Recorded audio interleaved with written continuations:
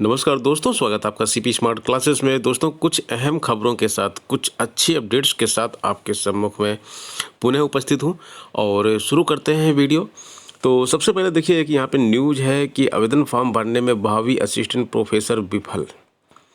2003 पदों की भर्ती निकाली गई है। असिस्टेंट प्रोफेसर के लिए उच्चतर शिक्षा सेवा आयोग ने भर्ती निकाली है और जो छात्र यह सपना देख रहे हैं कि हम असिस्टेंट प्रोफेसर बनकर डिग्री कॉलेजों में जाएंगे और वहां पर युवाओं को शिक्षित करेंगे, ये जिम्मेदारी उठाना चाहते हैं, जिनके कंधे पर ये जिम्मेदारी सरकार देना चाहती है, वो भर्ती का फॉर्म नियमानुसार नहीं भर पाए। ऐसे अभ्यर्थियों की संख्या 100 या 200 नहीं बल्कि हज़ारों में है। विज्ञापन संख्या 50 में 2003 पदों की भर्ती निकाली गई थी। ऑनलाइन आवेदन 13 अप्रैल तक लिया गया था। अनुमान है कि 1 लाख के करीब आवेदन हुए हैं, जिनमें 10,000 के लगभग अभ्यर्थी अपना फॉर्म नियमानुसार नहीं भर पाए हैं। स्थिति यह है कि अपनी डिग्री, डिप्लोमा, आरक्षण विषय आदि का उल्लेख भी ठीक से नहीं कर पाए हैं, जबकि कुछ नाम व आयु सीमा का उल्लेख भी ठीक से नहीं कर पाए हैं। बताइए, असिस्टेंट प्रोफेसर का फॉर्म भर रहे हैं और अपना नाम और आयु सीमा तक नहीं ठीक से भर पा रहे हैं। यहाँ पे फॉर्म ठीक से न भरने के कारण अब उनकी गिनती व मिलान करने में दिक्कत आ रही है। बहुत सारे लोग साइबर कैफ़े से फॉर्म भरवाते हैं क्योंकि ऑनलाइन व्यवस्था उनके पास नहीं है।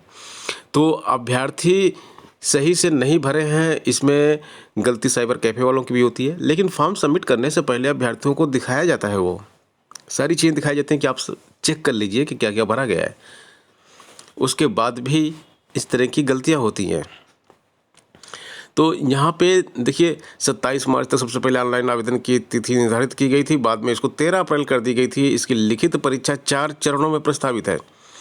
प्रथम चरण की परीक्षा की शुरुआत 26 मई को होगी, लेकिन मौजूदा समय कोरोना संक्रमण के कारण आयोग का काम काफ़ी सुस्त हो गया है। इससे तय समय पर परीक्षा शुरू होने पर संशय बरकरार है। आयोग के सचिव डॉक्टर वंदना त्रिपाठी का कहना है कि असिस्टेंट प्रोफेसर पद के हजारों अभ्यर्थी ठीक से फॉर्म नहीं भर पाए हैं। इससे उनकी गणना व मिलान के काम में विलंब हो रहा है। गणना के बाद आगे की प्रक्रिया शुरू की जाएगी। इसे कहते हैं अपने पैर पर कुल्हाड़ी मारना। जो फॉर्म आप ठीक से नहीं भर पाए हैं, वही फॉर्म आपके लिए अब देरी का कारण बनेगा। नए छात्रों को बता देना चाहते हैं कि हमारा सीपी स्मार्ट क्लासेस का मोबाइल एप्लीकेशन भी है, जो कि गूगल प्ले स्टोर पे उपलब्ध है। आप इसको डाउनलोड कर सकते हैं और हमारे सारे कोर्सेस आप देख सकते हैं, जो ऑनलाइन क्लास चलती हैं और जो ऑनलाइन मॉक टेस्ट होते हैं, उन सभी के बारे में आप जानकारी ले सकते हैं यहाँ से। दोस्तों, ये सभी कोर्सेस हमारे ऑनलाइन एप्लीकेशन पे चल रहे हैं, मोबाइल एप्लीकेशन पे, और इसमें ऑनलाइन क्लासेस आपको बहुत सारे विषयों की मिल जाएंगी देखने को, और मॉक टेस्ट भी कई विषयों के हैं। स्पेशली टीजीटी, पीजीटी और जीआईसी प्रवक्ता की क्लासेस यहाँ पर हैं।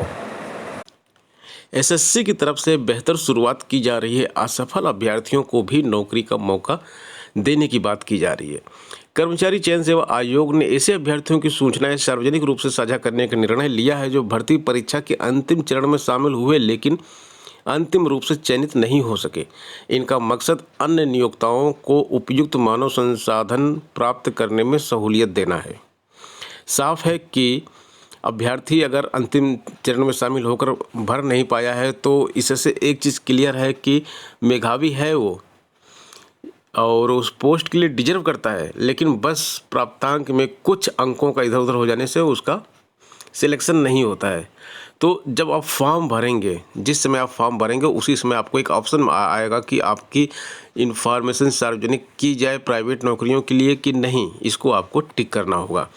और नवंबर 2020 से जारी परिणाम जो हुए हैं उसके अभी छात्रों का ये किया जाएगा जो 2020 से, और इस योजना में सिलेक्शन पोस्ट की परीक्षाएं शामिल नहीं है। सिलेक्शन पोस्ट की जो परीक्षाएं हैं उनको शामिल नहीं किया जाएगा, बाकी परीक्षाओं का शामिल किया जाएगा और नवंबर 2020 के बाद जारी रिजल्ट में ये किया जाएगा। और आगे आने वाली वैकेंसीज में आपको यह चीज़ अलग से मेंशन करनी होगी कि हमारी इन्फॉर्मेशन सार्वजनिक की जाए कि ना की जाए। और अगर ऐसा होता है तो एक अच्छा कदम होगा, जिससे कि छात्रों को बेरोजगार भटकना नहीं पड़ेगा। काबिल छात्र जो है आखिर लास्ट स्टेज तक पहुँचे हैं, उनको सरकारी नहीं तो कम से कम कहीं प्राइवेट नौकरी ज़रूर मिल जाएगी। स्कूलों के लिए गाइडलाइन जारी की गई कि कोरोना काल के इस गंभीर समय में एक मुश्त फीस नहीं ले पाएंगे। कई स्कूल जो है 3-3 महीनों की फ़ीस एक साथ ले रहे हैं। अब वो क्वार्टरली फ़ीस जमा कराते हैं, तो उन्होंने क्वार्टरली फ़ीस जमा कराने की बात कही। लेकिन इस समय हालात ऐसे हैं देश में कोरोना की वजह से कि सभी लोगों को अपने घर का खर्च चलाने में मुश्किल हो रही है। ऐसे में स्कूल अपनी मनमानी कर रहे हैं। इसे बोलते हैं कि आपदा में अवसर तलाशना। स्कूल इसमें पूरा प्रॉफिट ले रहे हैं, कोई क्लास उनकी नहीं चल रही है, ना बिजली का खर्चा, ना पानी का खर्चा, ना स्टाफ का खर्चा, कोई खर्चा उनका नहीं हो रहा। लेकिन फ़ीस में एक भी रुपए की रियायत नहीं दे रहे हैं। पूरी फ़ीस उन्होंने वसूली है। जहाँ भी फ़ीस नहीं दे पाए हैं गार्जियन एक आध महीने की, वहाँ पर रिजल्ट तक रोक लिया है। अब रही बात उनके खर्चे की, तो उनका जो स्टाफ होता है, नॉन टीचिंग स्टाफ, 2-4 स्टाफ से वो केवल काम चला रहे हैं, क्योंकि ज़रूरत ही नहीं ज़्यादा स्टाफ की। अब टीचिंग स्टाफ की बात करते हैं। टीचिंग स्टाफ को इन्होंने क्या किया है, 25% कर दिया है। बाकी टीचरों को घर बैठा दिया है। और जिन टीचरों से ऑनलाइन क्लास पढ़वा भी रहे हैं, उनको भी 60% सैलरी दे रहे हैं। वो भी टाइमली नहीं दे रहे हैं। हद होती है। स्कूल खोल रखा है या फिर वसूली का अड्डा। डबल शोषण, गार्जियन से शोषण कर रहे हैं, टीचरों का शोषण कर रहे हैं, वर्किंग स्टाफ का शोषण कर रहे हैं। एक टीचर से सारे सेक्शन की क्लास करवाई जा रही हैं। Class second A, B, C, D 4-5 section की क्लास एक ही टीचर से करवा ली जा रही है ऑनलाइन। और इस टीचर को सैलरी के नाम पे केवल 60% सैलरी दी जा रही है, वो भी मंथली नहीं, वो भी मतलब टाइमली नहीं दी जा रही इस कोरोना काल में। और 75% अध्यापकों को घर बैठा दिया गया है। वो बेचारे मजबूर हैं कि आखिर अब करें तो क्या करें, घर की आजीविका कैसे चलाएं। 8,194 अभ्यर्थियों ने शाखा को स्पष्ट नहीं किया। उत्तर प्रदेश लोक सेवा आयोग ने व्यावसायिक शिक्षा एवं कौशल विकास विभाग के तहत प्रधानाचार्य श्रेणी 2, उप प्रधानाचार्य सहायक निदेशक की भर्ती निकाली थी। वर्ष 2019 में निकली उक्त भर्ती में 50,000 से अधिक आवेदन आए थे। 8,194 लोग ऐसे जिन्होंने अपनी शाखा को स्पष्ट नहीं किया है।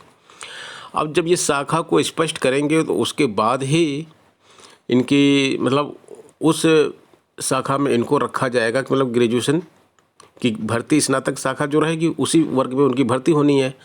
तो इन्होंने शाखा को ही, अपनी ब्रांच को ही स्पष्ट नहीं किया। इंजीनियरिंग किस ब्रांच से इन्होंने की है उसको इन्होंने स्पष्ट नहीं किया है। ऐसे अभ्यर्थियों को शाखा स्पष्ट करने के लिए आयोग ने मौका दिया है। इसके बाद भी अगर शाखा को स्पष्ट नहीं करेंगे तो इनका आवेदन निरस्त कर दिया जाएगा। इन्होंने इंजीनियरिंग किस में की थी? यांत्रिक में की थी, ऑटोमोबाइल में की थी, उत्पादन में की थी। ये एक कैटेगरी में आते हैं, यांत्रिक ऑटोमोबाइल उत्पादन, यानी कि मैकेनिकल ऑटोमोबाइल एंड प्रोडक्शन। दूसरा आता है विद्युत इलेक्ट्रिकल इंजीनियरिंग, तीसरा आता है इलेक्ट्रॉनिक्स इंजीनियरिंग एवं दूरसंचार अभियांत्रिकी। तो 30 अप्रैल तक अगर आप ये जमा नहीं करते हैं तो आपका अभ्यर्थन निरस्त कर दिया जाएगा। दोस्तों, कोरोना संक्रमण की वजह से कई सारी जो है राष्ट्रीय परीक्षाएं जो हैं वो स्थगित हो रही हैं और इसमें काफ़ी देरी हो रही है।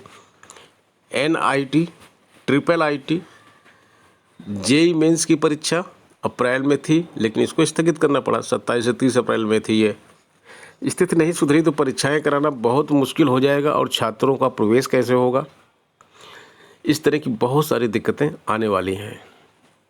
शिक्षकों के लिए खुशखबरी है। पंचायत चुनाव के बाद जिलों के भीतर बेसिक शिक्षकों के तबादले होंगे और ये बेसिक शिक्षा मंत्री सतीश चंद्र द्विवेदी ने बोला है कि विभागीय अधिकारियों को ऐसे निर्देश दे दिए गए हैं। नवनियुक्त और स्थानांतरित शिक्षकों को जल्द दिलाएंगे वेतन।